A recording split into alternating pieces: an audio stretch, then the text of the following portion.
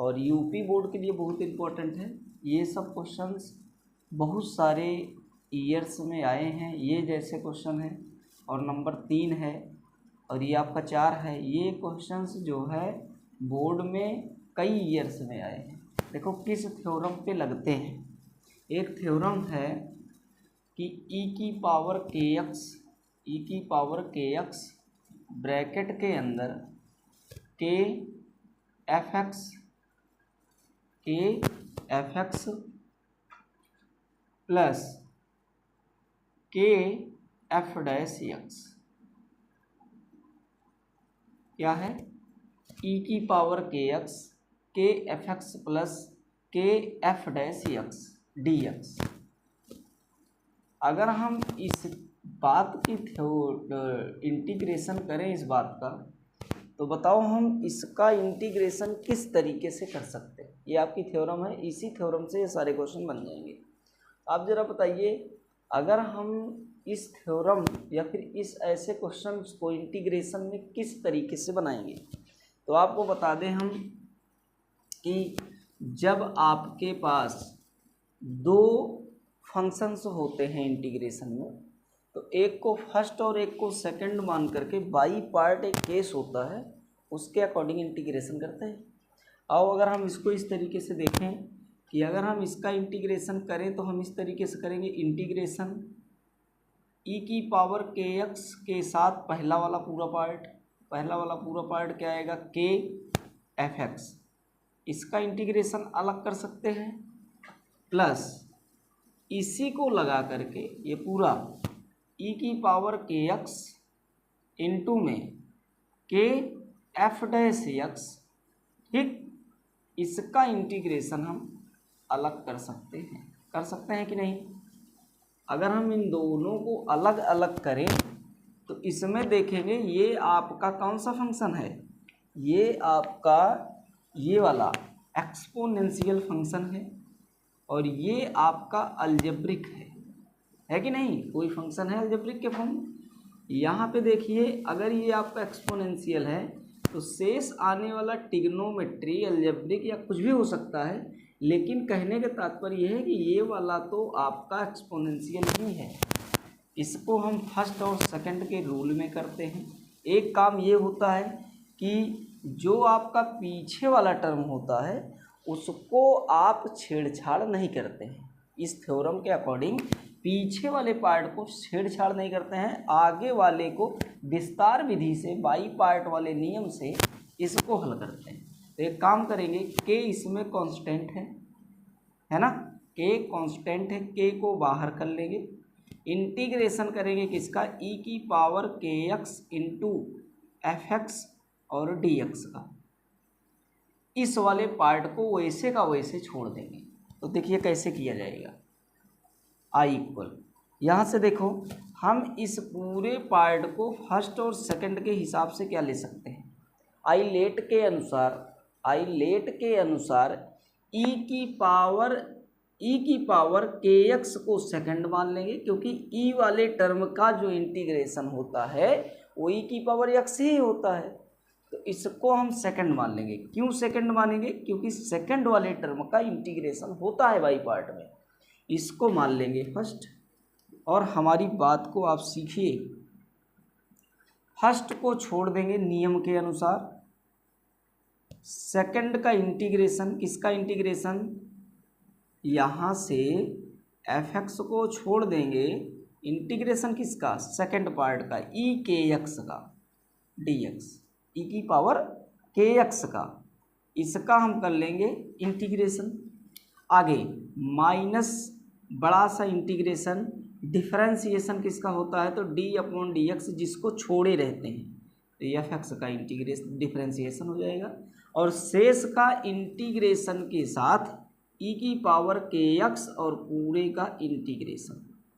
ये आपका एक फार्मूला ही होता है, और शेष बातें जो आपके पीछे है उसको आप यहाँ पे लगा देंगे, प्लस इंटीग्रेशन ई की पावर के एक्स इंटू के F dash x D x. बोलिए ज़रा, इतनी बात समझ आई। इस पूरी बात को पीछे हमने लगा दिया है, इसका विस्तार विधि से यूज किया है, जिसे बाई पार्ट कहते हैं। फर्स्ट को छोड़ो सेकंड का इंटीग्रेशन, माइनस बड़ा सा इंटीग्रेशन, फर्स्ट जिसको छोड़े उसका डिफरेंशिएशन, इंटीग्रेशन, पूरे का इंटीग्रेशन, ये आपका होता है। आगे देखिए, अगर हम इसको हल करें तो के एक्स, के मल्टीप्लाई में है, निकलेगा तो डिवाइड में निकलेगा ये वाला पार्ट, तो ये निकला कितना, तो ये आपका हो गया एफ एक्स को छोड़ दिए हैं, इसका इंटीग्रेशन आएगा 1/k, 1/k ई की पावर के एक्स, ठीक, ई की पावर के एक्स और कितना एफ एक्स। और एक बात और, के आपका ऑलरेडी बाहर भी है तो एक के बाहर है, तो के से के पूरी तरीके से कैंसिल हो गया, पहले टर्म की बात है। आगे आइए, माइनस इंटीग्रेशन, और के आपका है तो के बाद में हम इसको हल करने के बाद लगा देंगे, ऑलरेडी पूरे में के है। यहाँ पे देखो एफ एक्स का डिफरेंशिएशन होता है एफ डैश एक्स, और ई की पावर का आया 1/k ई की पावर के एक्स, और कितना आया डी एक्स, और एक आपका के यहाँ पे है जो कि यहाँ पे हमने इस्तेमाल कर लिया था, के को यहाँ पे कर लेना, तो के से के हो जाएगा कैंसल, शेष बातें आपकी जो है वो प्लस इंटीग्रेशन ई की पावर के एक्स एफ डैश एक्स और कितना डी एक्स। अब बोलो ये वाला पूरा पार्ट, कौन सा पार्ट, ये वाला पूरा पार्ट और इसके बाद ये वाला, ये दोनों एक दूसरे के प्लस और माइनस में हैं। अगर हम इसको देखें तो एक लाइन नीचे लिखेंगे, ई की पावर के एक्स और एफ एक्स हो जाएगा ये, माइनस इसमें हुआ इंटीग्रेशन, के से के कट गया है, ई की पावर के एक्स और एफ डैश एक्स और डी एक्स, ये आपका होगा। आगे प्लस इंटीग्रेशन ई की पावर के एक्स और कितना एफ डैश एक्स और डी एक्स, तो एक पॉजिटिव और एक नेगेटिव, पूरा कट गया। आया क्या आंसर, आंसर आया ई की power x F x plus कितना सी। ये आपका बेहतरीन कॉन्सेप्ट है, आप इस बात को समझिए। ये थ्योरम्स है, ये थ्योरम भी कई बार इंटर में पूछी गई है।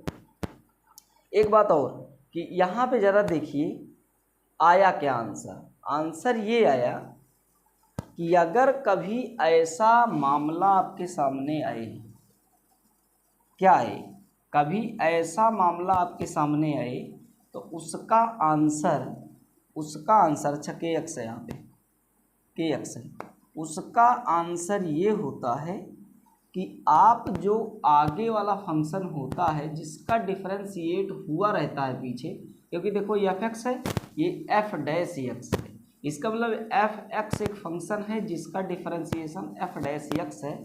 अगर किसी भी पार्ट का ई की पावर एक्स के साथ रहे या ना रहे, अगर कोई फंक्शन है उसका डिफरेंशिएशन पीछे प्लस के साथ लिखा है तो उसका आंसर एफ एक्स प्लस सी आता है। बस यही इसका कहने का तात्पर्य है, इस थ्योरम के कहने का तात्पर्य ये है। हालांकि हमने सारे क्वेश्चन में A to Z पांचों क्वेश्चन में ई की पावर एक्स को दिखा दिया है, ठीक है। हम एक एक क्वेश्चन को देखेंगे according to theorem and direct rule, दोनों हम अप्लाई करके एक एक क्वेश्चन में देखेंगे। आप सीखिए कि देखो किस तरीके से हम इसको हल कर सकते हैं। हटा दें इसको, देखिए कैसे होगा। पहला क्वेश्चन देखेंगे, बहुत बार बोर्ड में आया है, पहला वाला क्वेश्चन आपका most important question for your UP board, ठीक है, आपके यूपी बोर्ड के दृष्टिकोण से बहुत इम्पॉर्टेंट है। पहला क्वेश्चन देखिए, लिखा है इंटीग्रेशन एक्स ई की power x upon 1 plus x का होल स्क्वायर। ये इतना इम्पोर्टेंट क्वेश्चन है कि कई बार ये कई सन में लगातार पूछा गया है, और बोर्ड में आने के अगर चांसेस हैं इस थ्योरम से तो वो ज़्यादा से ज़्यादा हम आपको बता दें, ये वाला क्वेश्चन, ये वाला क्वेश्चन, ये वाला क्वेश्चन, इसी का एक क्यूब पार्ट का होता है, लेकिन इसको बनाने से क्यूब पार्ट आपका क्लियर हो जाएगा, कहने का तात्पर्य हमारे। आगे बात को देखो, हम इसको किस तरीके से कर सकते हैं, क्या क्या मेथड या क्या क्या बातें इस तरीके से हो सकती हैं इसको करने की।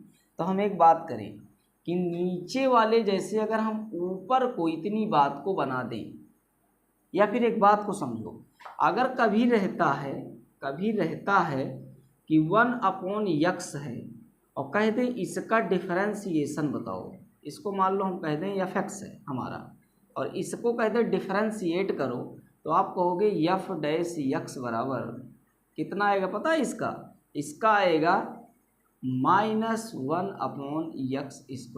कैसे आया? तो आप कहोगे x की पावर को ऊपर ले जाओ तो -1 होगा। नियम के अनुसार, किस नियम के अनुसार? x की पावर n का डिफरेंशिएशन कितना होता है? होता है nx n-1। इसी के अनुसार इसको अगर हम करेंगे तो -1 आगे आ जाएगा, x की पावर -1 में ऑलरेडी -1 घटेगा, है कि नहीं? इसमें आएगा -1, x की पावर -2, आंसर आएगा -1 ऊपर। इसको पॉजिटिव बनाने के लिए नीचे ले गए। तो कहने के तात्पर्य है इसका डिफरेंशिएशन इतना होता है जो आपके सामने हमने लिखा है। अगर कोई पार्ट, कोई फंक्शन यहाँ पे आता है तो उसका स्क्वायर लेके अगले टर्म में जुड़ा होना चाहिए, क्योंकि आपकी थ्योरम जो कहती है वो कहती है e की पावर x ब्रैकेट के अंदर fx plus f dash x हो, तभी इसका आंसर कितना आता है e की पावर x और कितना fx प्लस c। मेरी बात समझ आ रही है आपको? ये चीज़ है।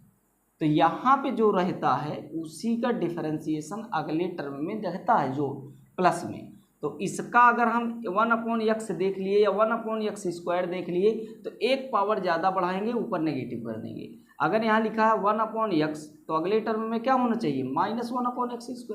अगर यहाँ लिखा है 1/x² तो अगले टर्म में होना चाहिए -1/x³। एक पावर बढ़ेगी तब जाकर के हम समझ पाएंगे कि पहले वाले का डिफरेंशिएशन दूसरा वाला है। इस बात को हम इस तरीके से समझेंगे। जरा हम इसी तरीके के लय में इसको देखें। यहाँ पे पावर 2 है, पावर 2 को या तो अगले टर्म में हम 3 बना लें या फिर इसी के पावर 2 को हम 1 में बना लें, तो 1 को कहेंगे 2 का डिफरेंशिएशन है, मतलब 2 जो है 1 का डिफरेंशिएशन है। हम इसको इस तरीके से करेंगे। ज़रा देखिए आप, नीचे जैसा ऊपर को दिखाने की कोशिश करेंगे। लिखा है 1 + x, x में क्या जोड़ दें कि नीचे जैसा दिख जाए? तो आप कहोगे x में 1 को जोड़ दें, 1 जोड़े x के साथ मनमानी की है तो -1 कर देंगे, कोई दिक्कत नहीं। ब्रैकेट के अंदर e की पावर x पूरा बटा 1 + x का होल स्क्वायर, बोलो, और कितना आया dx।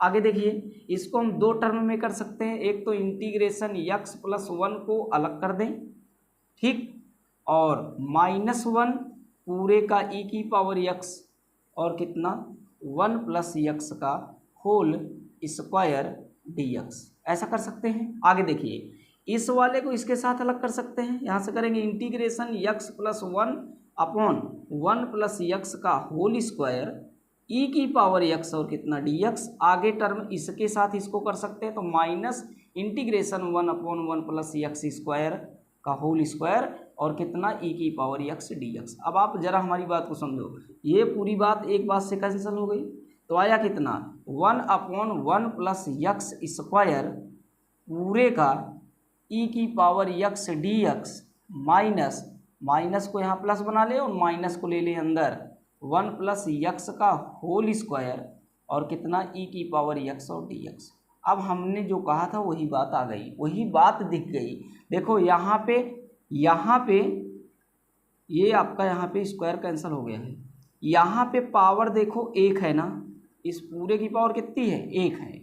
तो जब इसके पूरे की पावर यहाँ पर 1 है, ऐसे लिखो 1/1 + x, इसके पूरे की पावर 1। देखो यहाँ पे पावर 1 है तो यहाँ पे पावर 2 आ गया और ऊपर नेगेटिव आ गया, तो इसका डिफरेंशिएशन कहीं ना कहीं ये है।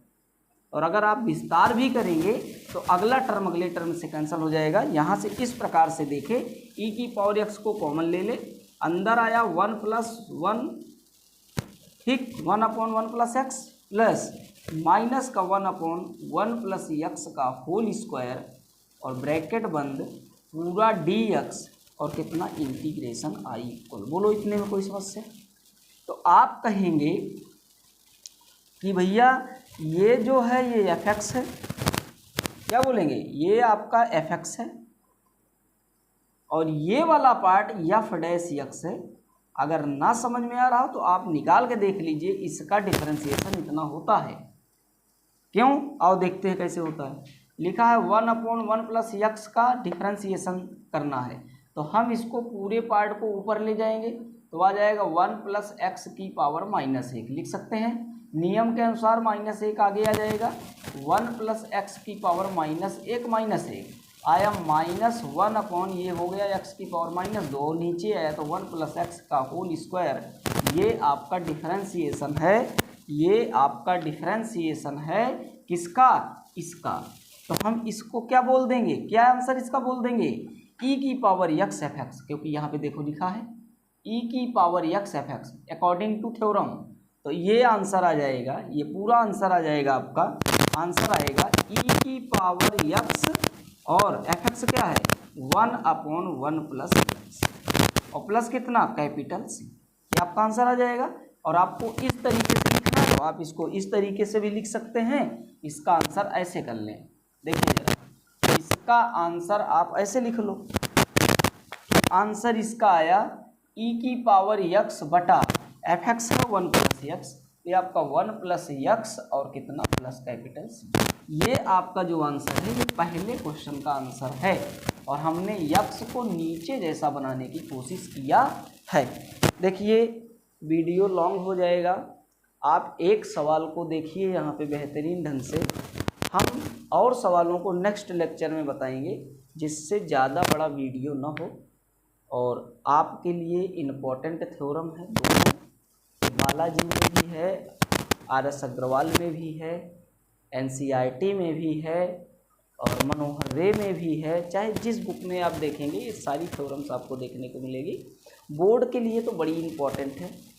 ठीक है, ऑल द बेस्ट।